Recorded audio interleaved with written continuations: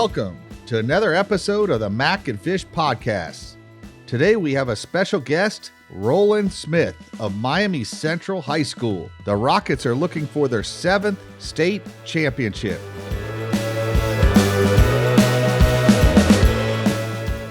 Welcome to the Mac and Fish Podcast. We have a very special guest today, Roland Smith of Miami Central High School.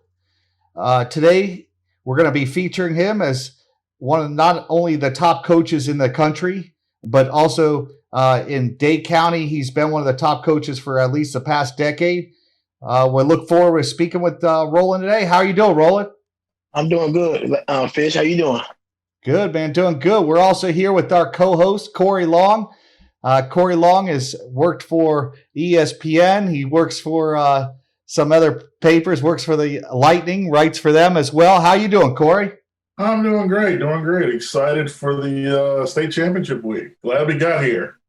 Well, this is not anything new to Coach Roland Smith. He's been in multiple state championships, not only at Miami Central, but Miami Northwestern as well. So this is something that he's used to every year, and hopefully it doesn't ever get old for Roland. But how you doing, Roland?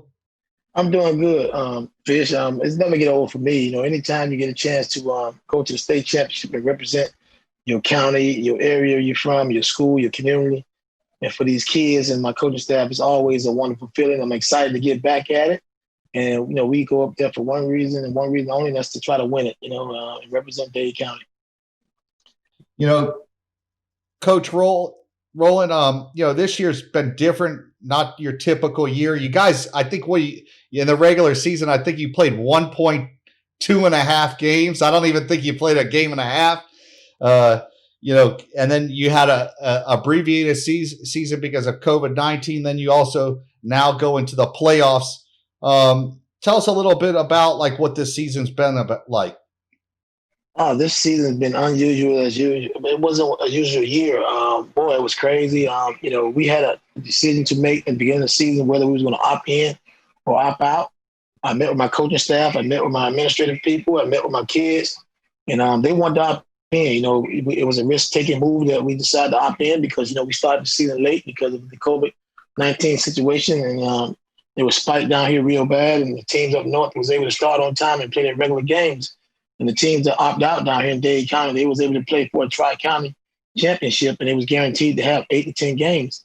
But you're right. We started week 1. We lost to Miami Northwestern, my alma mater, by a touchdown.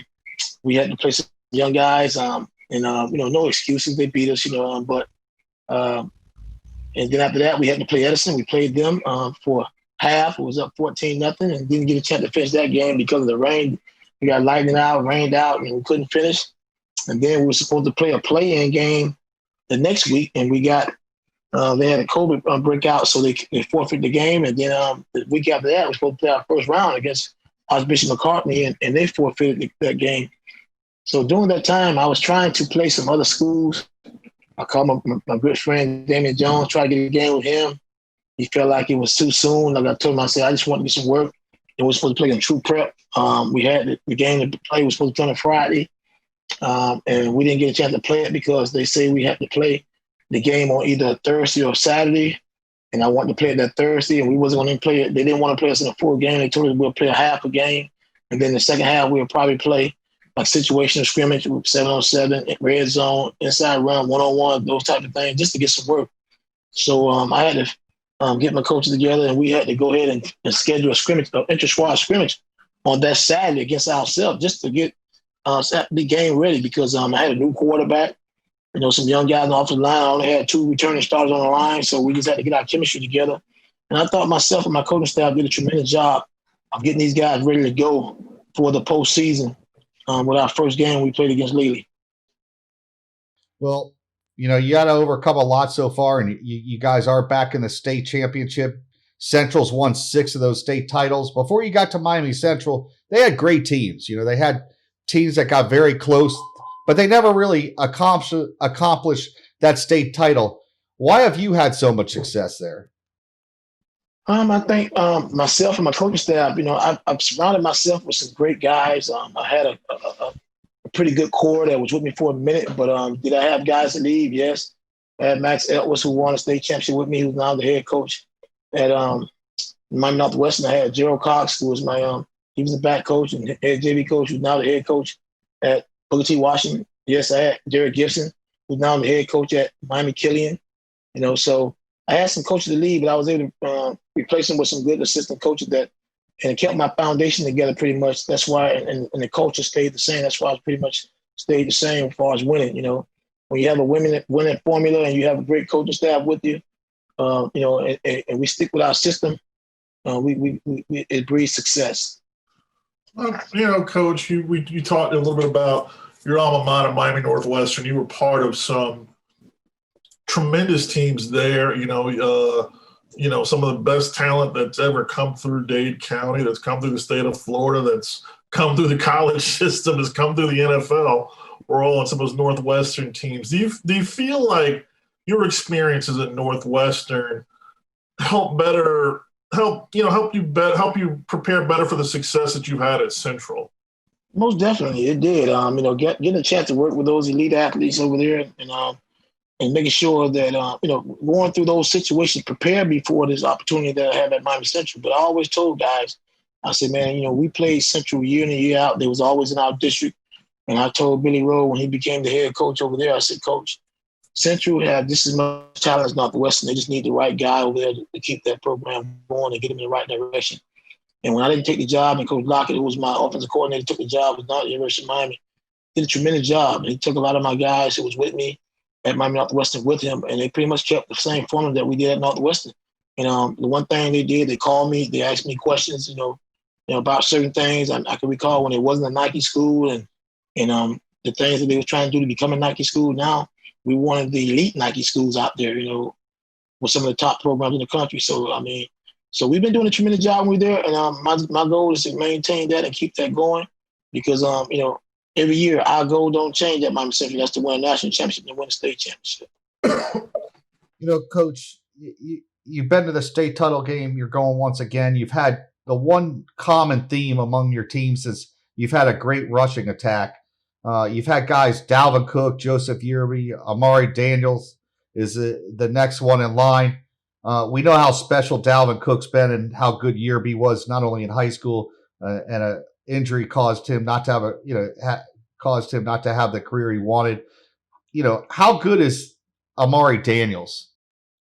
He's just as good as those guys. I think what slowed him down a little bit, the pandemic, by him not getting a chance to work out and get in shape like he normally would have had the whole spring and the off season. He would have been even that much better. But you can see as we get farther along in the playoff, he's starting to pick it up and he's starting to get in the groove to being that Amari Daniels that he fulfill his potential. I think with COVID, a lot of us kids came in camp out of shape, and that's to be expected because of you can't work out, you can't go in the gyms and all that and do the things. And kids work out, but they don't work out as hard as they would if they was with their high school coaches. So that's always a different workout from working with the high school coaches because we know how to push them. We're going to push them to the limit that they won't push themselves to. So that kind of hurt him this year at the beginning of the season. But he's right up there with those guys. He had just as many offers or not too far from Dalvin, but Dalvin was a special kid and Joseph was a special kid. And not only were they special talents, and those kids were just great persons, man. I mean, that's why they had the success they had, when they was in high school and the success they had when they was in college. And that's why Dalvin's having the success he's having in the pro right now. Yeah. Coach, I'm going to follow that question up. A couple of years ago, I was at practice. I watched, Amari Daniels I think he was either a freshman or sophomore. I remember one of your coaches called out a linebacker and he said, "Hey, listen, Daniel's going to come at you, block you." I mean, he basically told the linebacker what he was going to do. And then he turned to Daniels and said, "Hey, do your thing." That's what I overheard him say.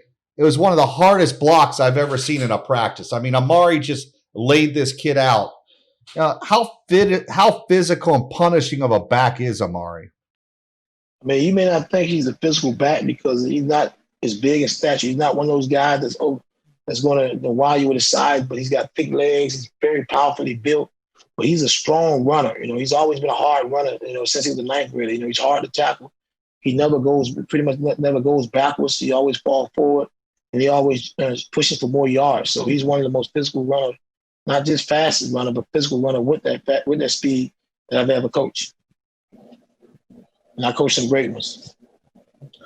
Now, Coach, you're back. You're back in the state championship game where it seems like there's a spot reserved for you every year. Given everything you've went through this year, how rewarding would winning a state title mean for you, given the current environment?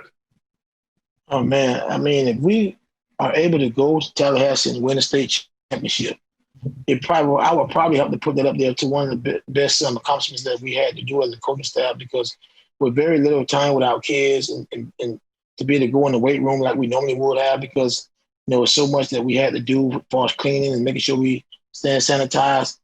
This would have to be probably one of the best ones I'll probably enjoy because of what we had to go through. So we got to accomplish it first, but I think I would enjoy it just like it was my first one, because that first one was really special to me too as well.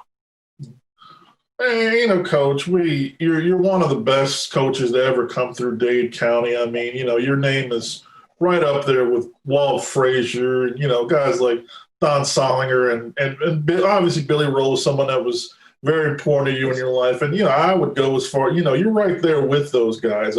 I live in the Tampa Bay area, and trust me, you've tortured many a tremendous Tampa Bay area team during your tenure at Central. So they all here would say you were the greatest to ever coach.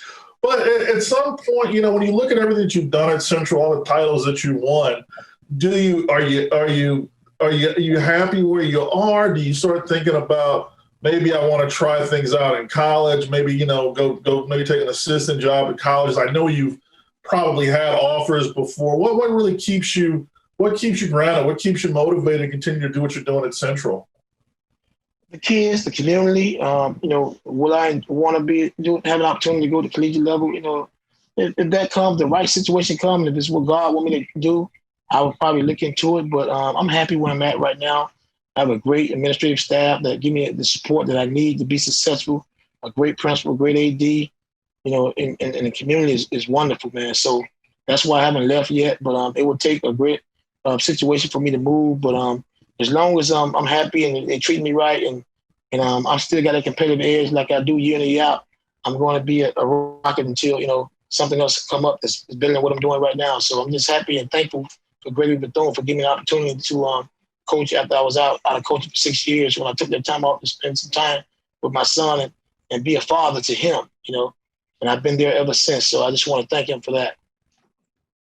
Well, Coach, man, we're very happy to have you on. I've always, since I've been in this business, the first time I walked into your school, you always accepted me as, one of the guys. And I always appreciate that because, I was an outsider, not being in the football community as far as a coach. I remember coming in. You've always accepted me and been very helpful for my career, and I always appreciate that. You've also been a great friend. We've done camps together. We've been around together, and I wouldn't be in the position I am right now if it wasn't for people like you. And I've always would like to thank you and appreciate that. But I'm glad you came on, and I look forward to you guys bringing back another state championship to back down to Dade County where it belongs. And good luck this week, and I wish you nothing but the best. Thank you, Fish. The thing I want to do and my staff want to do, since we're the only public school in Dade County going to represent South Florida, not South Florida, but Dade County, we're going to go up there and give it a ballot effort to try to bring this thing back, because it's not just for Miami Central, but it's for the whole community, all of Liberty City and all of Dade County. I was rooting for Palmetto to go with us as well. But, hey, we'll carry the city on our back. So thank you for having me.